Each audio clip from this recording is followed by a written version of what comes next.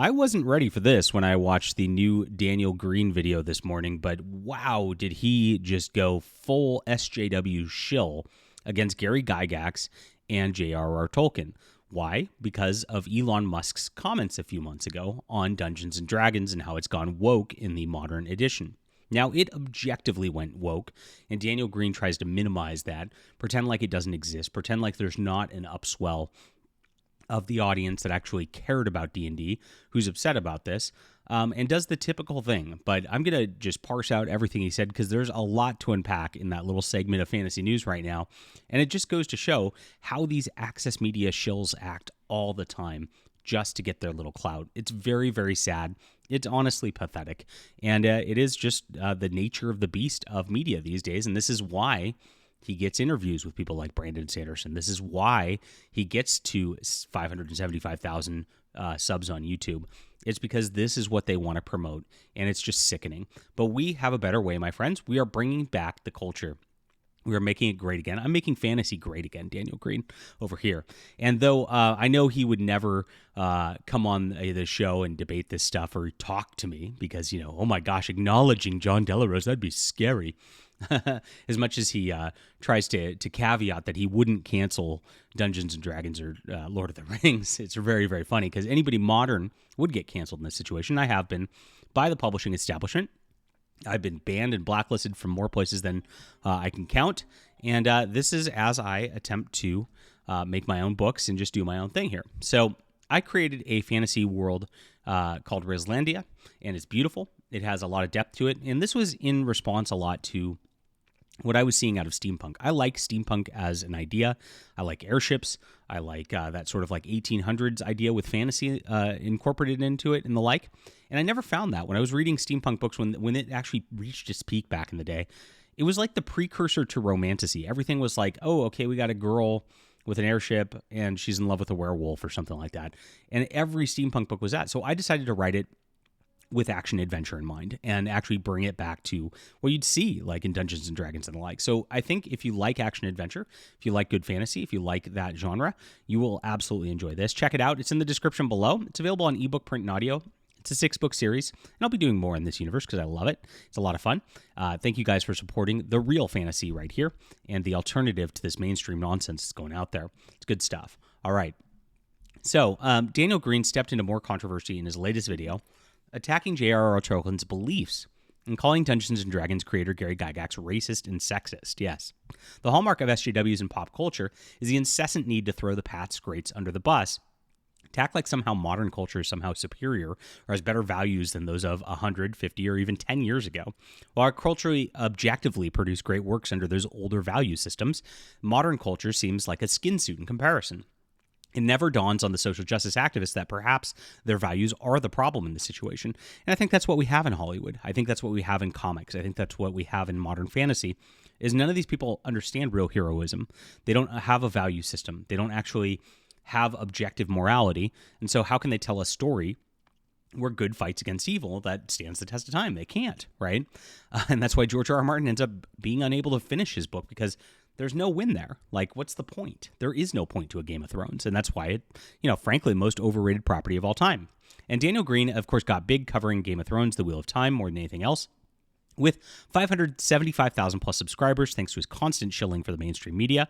Even though he was embroiled in a scandal himself, cheating on his wife after another YouTuber, Naomi King, he feels the needs to moralize about the greats like Gary Gygax and J.R.R. Tolkien to preserve his mainstream status. The SJWs don't care about things like cheating on your wife. They care about things like saying, hey, women don't like D&D as much because it's much more geared towards men because it's a mathematical game, which is true. That's a problem to someone like Daniel Greene. In the most recent video, he actually started attacking Elon Musk. So this goes back to last year when Elon Musk commented on a Grums post about the modern Dungeons & Dragons. They were coming out with a History of Dungeons & Dragons book, and the guy, Jason Tondro, who actually is one of the lead designers at D&D Hasbro right now, wrote this intro to the thing, calling Gary Gygax sexist, racist, the gambit, right? And it was like, what the heck? This isn't an official book of D&D. What are you doing? So he claims Musk is acting as a snippy voice against woke Dungeons & Dragons. He attacks Musk heavily in this. It's ironic as he's like, look, these guys all did great things and I could separate this. And then as soon as it comes to Elon Musk, it's like, Elon Musk has done nothing. He's just a loser. And it's like, okay, well, you're proving the point that it's just about modernism. And this is what I say in my article here that I wrote this morning, is that if J.R.R. Tolkien and Gary Gygax were alive today producing the works today, he would cancel them and he wouldn't read them and he wouldn't cover them. That's exactly how it would go. The only reason they are there is because they were here before the woke activists actually got in to get canceled. So he diminishes Musk's concern, saying Musk is painting Hasbro as going woke, makes scare quotes on the video to illustrate it's simply not happening at the company, despite all of the evidence to the contrary. So this is pretty funny. So he just claims Dungeons and Dragons isn't going woke when it clearly is. It's very obvious that it is, and it's been very, very bad. Now, if you've watched any of our videos on the channel, we've covered it extensively. That he doesn't have any, examples of anything like this because he can't. Like I said, there's no way he could debate this with a person who actually is in the know on this because it wouldn't work. And that's exactly what the SJWs do. They don't ever get outside of their echo chambers, and that's the whole problem. And they want to make everything an echo chamber where they ban everybody who thinks differently than them. It's sick. So he goes mask off and he says, in the initial printings and runs of Dungeons & Dragons, so original D&D or Advanced Dungeons & Dragons, he says, yeah, there were some issues with sexism and racial influences. What the hell? Shut up. Like, by the way, AD&D is perfect. He claims it here that nobody thinks it's perfect. It is perfect. And he says, we're a vocal minority that think this. Honestly, it's a vocal minority that buy this 2024 edition. It was one of the worst selling products in Hasbro history. They had so much of a cutback from the 5th edition that they originally had when they inserted all this crap into it, that it was a disaster, that they actually changed their process now, that they're working to become like a lifestyle brand where they're selling like crochet books and licensing things out to video games and the like, rather than focusing on D&D as a brand. They're actually changing their business model. It went so poorly. But let's pretend that we're the vocal minority here. And this is what they always do. They always diminish the people who care about this stuff as a, quote, vocal minority, like we don't matter. And that's what they've done, and that's why we have to keep being loud about this stuff, because we are the majority. And a lot of people do stay silent in the majority, but most people don't like what's going on with this type of thing right here. So he talks about this, and he there's an article in the Atlantic, and the guy attacked Elon Musk in D&D, and he praised the article for its modern social justice mores. I'll maybe go over that tomorrow on the channel. Greene calls it ridiculous to deny that Gary Gygax was a racist. Absolutely crazy. Then he goes into Tolkien, and he says he also had some beliefs that don't stand the test of time. So what are Tolkien's beliefs that don't stand the test of time? Now, he mentions this like 2 or 3 times in the video, but he never elaborates what those actually are. And it's just virtue signaling to the SJWs, because the SJWs are orcs are racist because orcs are black people, right? And so he's perpetuating that, but he didn't actually say that, so he can't be called out on it. And this is a really like weaselly thing to do on his part. Now, what other beliefs does Tolkien espouse? Well, Tolkien was a very devout traditional Catholic. He really was. And Lord of the Rings had a lot of like real Christianity to it. So there's your beliefs that don't stand the test of time. So yes, our 2,000-year-old religion and our 2,000-year-old traditions that follow that don't stand the test of time, according to Daniel Greene, who has this like modern woke politics that he's adopted that only have existed for like 10 years and actually have nearly collapsed our society, but we don't stand the test. That's cute, Daniel Greene. What a moron. I mean, it's just absolutely crazy that you'd say that about Tolkien at this point. The reason that Lord of the Rings works, by the way, and the reason you have a Lord of the Rings tattoo on your arm, Daniel Greene, is his mores and his values do stand the test of time. That's why you relate to it. Get it through your thick skull right there, that's what is the difference between that and modern fantasy. All right, so he repeats the claim multiple times, as I said, and it's very, very sad. Then he goes off on Elon Musk again and says Elon Musk is doing doublethink. And he says he loves D&D and Lord of the Rings. He wouldn't cancel these authors.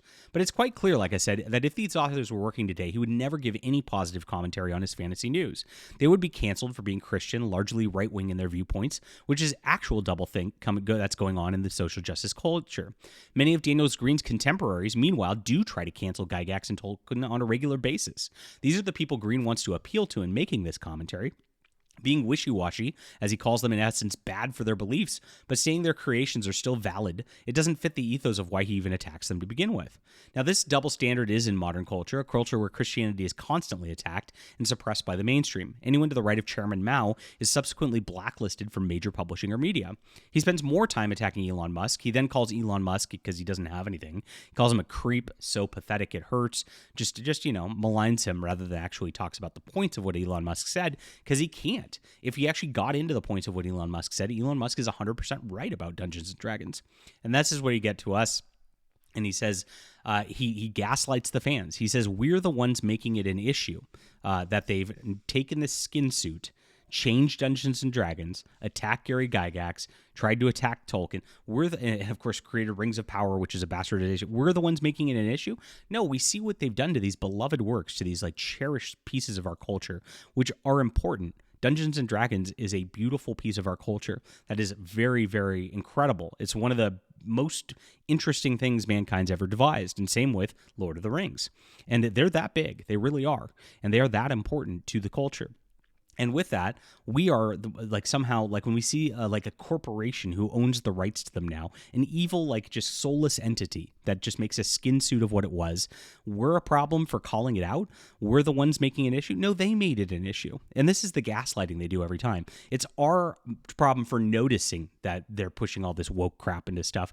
It's not their problem for actually doing it. And this is, again, why all of their value systems fails and why none of their stuff actually does stand the test of time. In fact, I don't think Game of Thrones will stand the test of time. Nothing Brandon Sanderson's going to do will stand the test of time. Why? Because they don't have real value systems in there. They only rely on modernisms in a thing that's their setting's medieval fantasy. So modernisms don't really work because it just doesn't jive with that setting. And that is the difference between J.R.R. Tolkien and Gary Gygax, and why they are brilliant creators and why these guys don't create. They just corrupt and destroy. And that's exactly what Daniel Greene's attempting to do with this. It's sickening. All right, this is your real fantasy news. I call it like it is. I don't care about the clout. I don't care about the industry. And I appreciate you guys being here. I hope you hit that like and subscribe button. Join our community. And I've got a newsletter. I've got a Discord that's awesome, where we have a lot of good people who are all into the same stuff you are. And we're trying to bring the culture back and make it great again. So I hope you'll check out For Steam and Country. It's in the description below. It is available on ebook, print, and audio. And Daniel Greene, read my books. We'll see you soon.